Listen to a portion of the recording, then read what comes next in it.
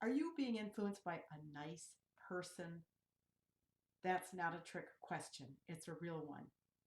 Are you being influenced by a nice person? More and more, I see people being influenced by nice people. Here's what I mean. So let me give you some examples. The first is, I know far too many parents whose children decide to cohabitate with a boyfriend or girlfriend before getting married.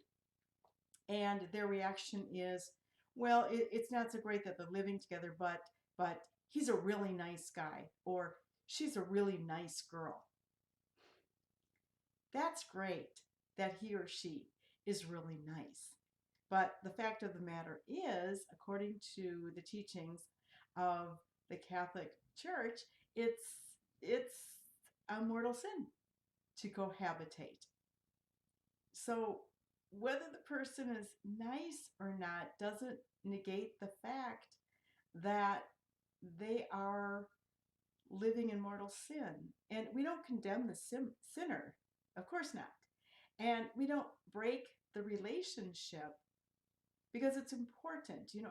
As Catholics, we're all about evangelization. So our goal, our mission, in fact, given by Jesus himself, is to lead others along the way to Jesus, the way of the cross.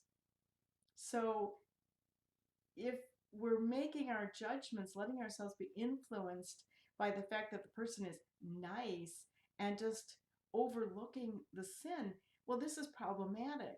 So if we tell ourselves, well, it's okay because that person's nice, well, that's not right. And we're actually shirking, if you're the parent of this person, we're shirking our responsibilities toward our children.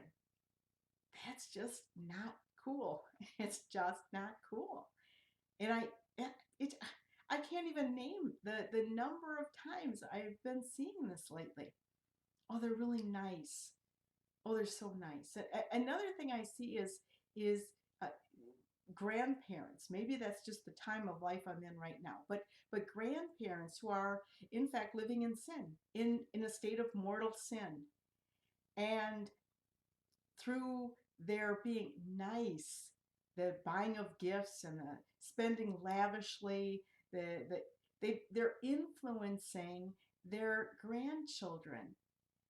By influencing, I mean they everything is overlooked. The fact that they're cohabitating with their partner, but as long as they're nice, as long as they buy lots of good things for the grandchildren, as long as they treat the family with all kinds of goods and special favors, they're nice, they're being nice. So well, they're so nice to us, we really can't say anything. Oh, that's not cool, my friend.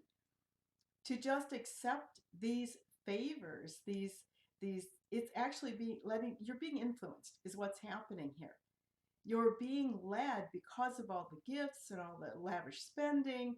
And I see a lot of examples. I know you know examples of this. I know you do.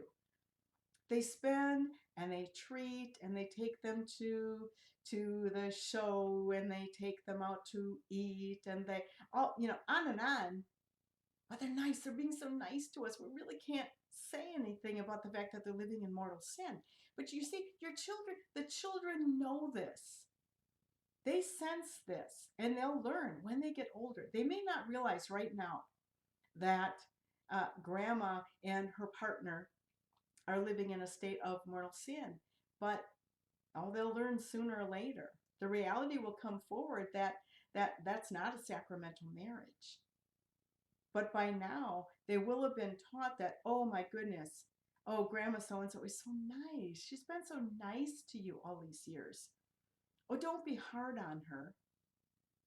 Well, we can't break the relationship. I just want to reiterate because that's very important. And we can't judge. We don't have the right to judge, but a fact is a fact. If a person is living in a state of mortal sin, we're obligated to very gently point this out and encourage them to come back to Christ and to stop living in mortal sin. And by continually accepting their niceness, we're just playing into that and just allowing them to go on and on, when I think actually we're doing them a great disservice. Not only the children, but that grandparent. We're doing a great disservice because we're making them think that as long as they're nice to us, it's fine to go on living in a state of mortal sin. Understand that people who are living in a state of mortal sin do not have right moral reasoning. They lose either partially or entirely their gift of moral reason because they have separated themselves from Christ. And so this influence, we have to think about the influence it's having on us, where the sin is less important because the person is nice.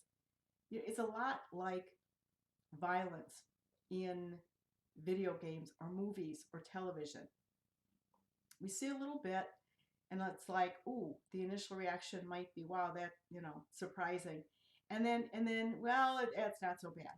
And then the violence increases a little more. And so, well, that's not so bad either. And then it gets really outrageous, and we say, well, that's not so bad.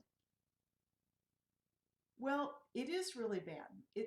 What's happened here is that we've become accustomed to it. We've become conditioned to it, to accept that. It's the same with people living in mortal sin. If we completely pass off the problematic situation of their example they're setting for others, the harm they're doing to themselves, the harm they're doing to family relationships, if we completely ignore that, we're becoming slowly, maybe even quickly, accustomed to mortal sin. Think about it. Think about how the widespread repercussions of that. So you've got grandma, grandpa, or you've got uncle and aunt, or cousins, and they are living in a state of mortal sin. Well, guess what? When the children become old enough to make these decisions for themselves, and they choose a life of mortal sin, you'll have nothing to say about it, because you will have taught them to condone mortal sin. And that's so sad. You're better than that. The children in your care are better than that. And the people living in a state of mortal sin deserve better than that. Something to think about. Just because someone is nice to you. This happens in the public sphere as well. Someone could be living in terrible mortal sin and maybe donate some money to charity. Well, suddenly that makes them a great person. Well, it's a great thing that they did by donating to charity, but the fact is they're still living in mortal sin. It's like a cancer that's taken over our humanity, that we simply sit back and say, oh yeah, well, that's not so bad. Oh, but it is so bad. And I want more for you. I want more for the children of the world. I want more for families of the world. And for as much as I want their good, our Lord wants it so much more. He loves you all. And He's calling all of us to a life of grace and blessing, and eventually our reward in heaven. Don't let that slip away from you or from the people you love. If you'd like to know more about me, if you'd like to see more videos like this, more inspirational videos, please like this video. Please share it with others. I think this is a very, very important message. Subscribe to my channel. Go to my website, margefenelon.com. My blog is there. My books are there. You'll find out how to book me for a speaking engagement or a retreat. My other videos, my Simply Holy podcast, it's all there. margefenelon.com. God bless you, and please think hard. Think hard about the nice people in your life.